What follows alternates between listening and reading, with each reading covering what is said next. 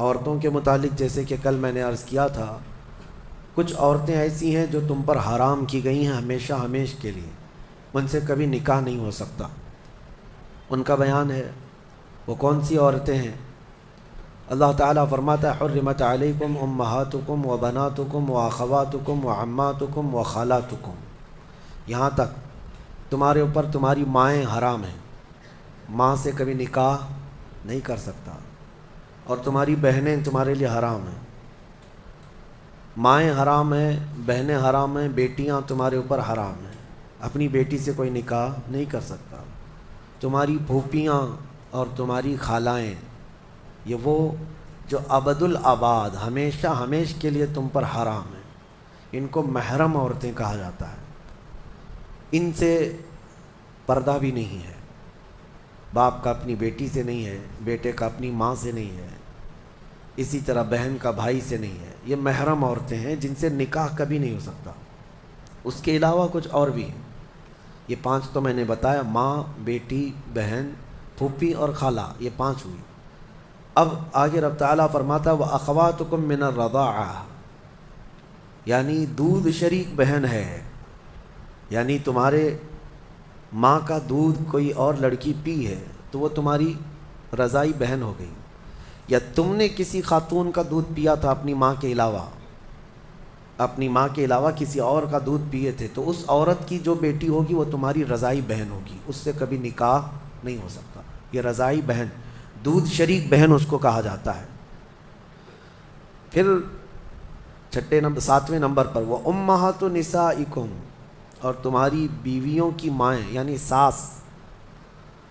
سے کبھی نکاح نہیں ہو سکتا، حتیٰ کہ اگر تمہاری بیوی کو تم نے طلاق دے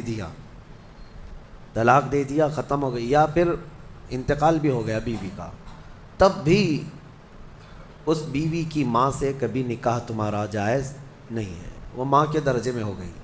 کیونکہ ماں اور بیٹی کو نکاح میں جمع کرنا جائز نہیں ہے۔ وَرَبَائِبُكُمُ اللَّاتِي فِي حُجُورِكُم مِّن نِّسَائِكُمُ اللَّاتِي دَخَلْتُم بِهِنَّ، یا پھر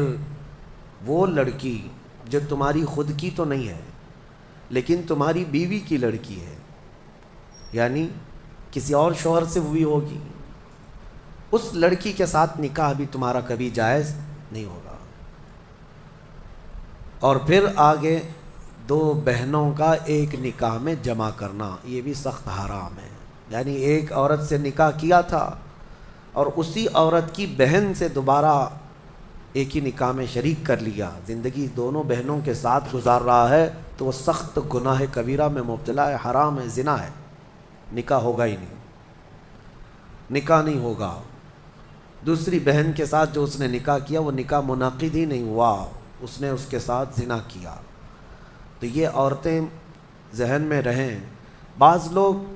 پھر ہم سے یہ بھی سوال کرتے ہیں، چاچا کی بیٹی سے، ماموں کی بیٹی سے، پھوپھی کی بیٹی سے نکاح جائز ہے یا نہیں؟ تو ہندوؤں کے ہاں کچھ چیزیں اس طرح کی مانی جاتی ہیں کہ ان کے ہاں چاچا کی بیٹی سے نکاح نہیں ہوتا، لیکن اسلام میں ایسا نہیں ہے۔ صرف تمہاری سگی بہن سے نکاح جائز نہیں، باقی جو تمہارے کزنس ہیں، یعنی چاچا کی بیٹی، پھوپھی کی بیٹی، ماموں کی بیٹی، خالہ کی بیٹی، ان سب سے نکاح جائز ہے، ان سب سے نکاح جائز ہے۔ بسا اوقات ایسا بھی ہوتا ہے، میں آپ کو بتاؤں، مثال کے طور پر تمہارے ماموں کی نواسی ہے، آپ کے ماموں کی نواسی ہے، یعنی آپ کے ماموں کی بیٹی، ویسے دیکھا جائے تو رشتے میں تمہاری کیا لگتی ہے؟ وہ بھانجی،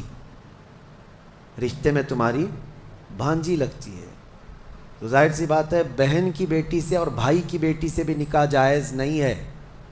سگی بھانجی اور سگی بھتیجی سے نکاح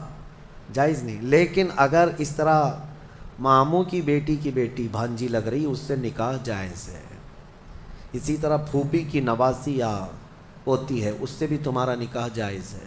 وہ سگی بھانجی یا سگی بھتیجی نہیں ہے۔ تو یہ احکام مسلمانوں کو یاد ہونا چاہیے کہ کون سی عورتیں تمہارے لیے حلال ہیں اور کون سی عورتیں تمہارے لیے حرام ہیں۔ اب ان کے علاوہ جو عورتیں میں نے بتایا، یہاں جو عورتیں میں نے بتایا، ان عورتوں کے علاوہ جتنی بھی عورتیں ہیں جن سے نکاح تمہارا جائز ہے، ان سے پردہ بھی واجب ہے، یہ بات یاد رکھ لیں،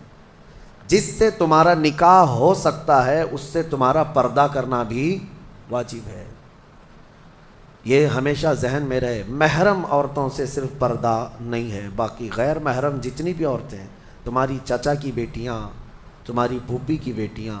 تمہارے ماموں اور خالہ کی بیٹیاں، جن سے تمہارا نکاح جائز ہے، ان سے پردہ بھی ضروری ہے، پردہ ضروری ہے۔ اور اسی میں شریعت کی پکڑ بھی ہے، اللہ تبارک و تعالیٰ کی بارگاہ میں اس کی پکڑ ہے۔